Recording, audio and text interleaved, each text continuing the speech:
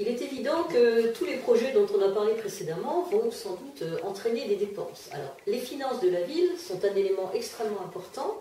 On sait qu'aujourd'hui, on a un petit peu critiqué les dépenses faites par la municipalité précédente. Comment comptez-vous gérer les finances de la ville? Alors, il est exact que la pression fiscale sur Agde est très importante et elle est trop importante.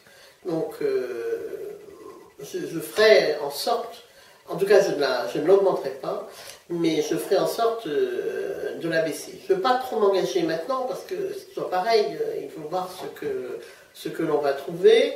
Il a été fait énormément de dépenses, notamment ces derniers temps, dont je sais, parce que je suis tous les conseils municipaux, qu'elles n'ont pas été budgétisées, donc il va bien falloir passer à la caisse, comme on dit familièrement, pour pouvoir payer ce qui a été engagé là sans que ce soit budgétisé.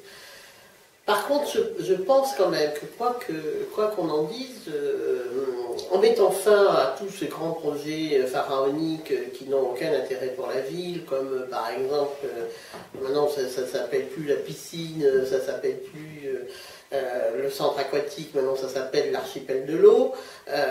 L'archipel de l'eau qui est aussi un centre de balnéothérapie. Est-ce que franchement c'est à une municipalité d'assurer la balnéothérapie pour ses administrés?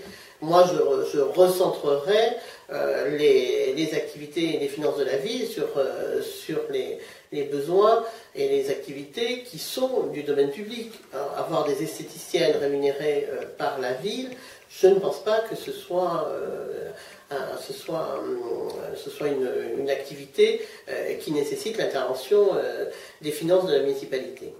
Donc je ferai des économies, et ça je m'y engage. Je ne lancerai pas de projet pharaonique parce que je pense que ça n'est pas aujourd'hui possible. La taxe d'habitation, c'est un impôt que tout le monde paye, quels que soient les revenus des gens. La taxe, elle est en fonction de l'habitat que l'on a, et elle est très très lourde pour tout le monde. Elle est lourde pour ceux qui ont des petits logements, parce que souvent ils ont des revenus qui vont avec, mais elle est lourde aussi pour ceux qui ont des maisons ou des villas plus grandes, parce qu'elle augmente sans arrêt, et il y a un moment où plus personne ne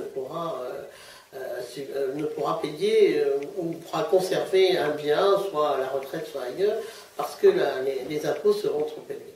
Donc vraiment, je recentrerai les finances de la ville sur ce qui doit être fait, c'est-à-dire l'éducation, la voirie, la sécurité, et pas sur des choses qui, certes, sont valorisantes pour 2 ou 3 personnes, mais pas pour les habitants, qui n'ont aucun intérêt général. Je pense aussi qu'il faut arrêter la gabegie de tu as un ami, je te recrute, tiens, tu as une carte d'essence, etc. J'ai vu que certains candidats avaient parlé de limiter les voitures. Ce n'est pas les voitures qu'il faut limiter, c'est les cartes d'essence.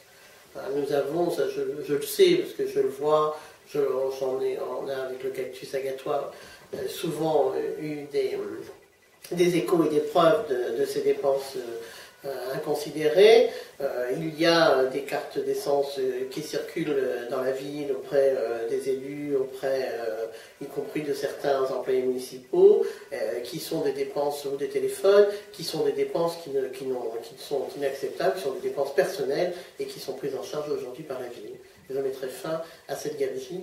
J'ai d'ailleurs demandé à chacun des élus de ma liste de signer une charte de comportement et qui mettra fin à toutes ces dépenses inutiles. Dominique, Dominique, en Dominique, rendez-vous en mars à la maison.